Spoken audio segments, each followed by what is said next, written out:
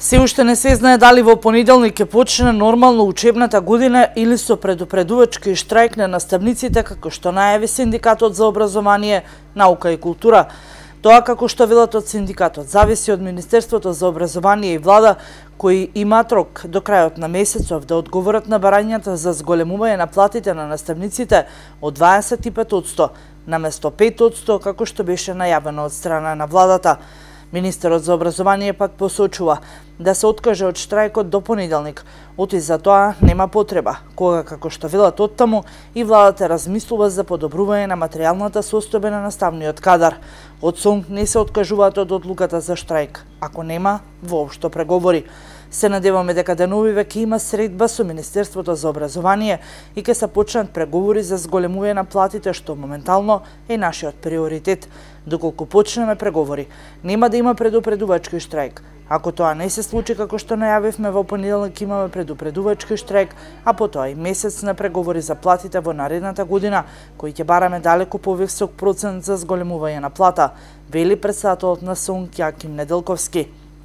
Пресметките на СОНК се дека зголемувањето на платите во основното и средното образование треба да ги следи зголемувањето на минималната плата на национално ниво или севкупно зголемување од 25%.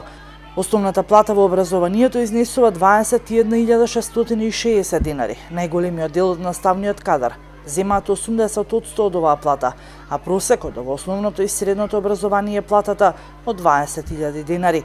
Доколку владата прифати зголемување на платите од 25%, основната плата во образованието би пораснала за 5.415 динари и би изнесувала 27.000 динари.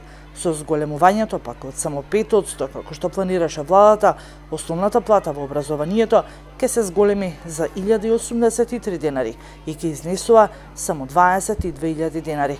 Министерот за образование Арбен Адеми денеска изјави дека се надева од СОНК ќе се откаже од предупредувачкиот штрајк во понеделник, зашто и Министерството сака да ја подобри материјалната состојба на наставниците.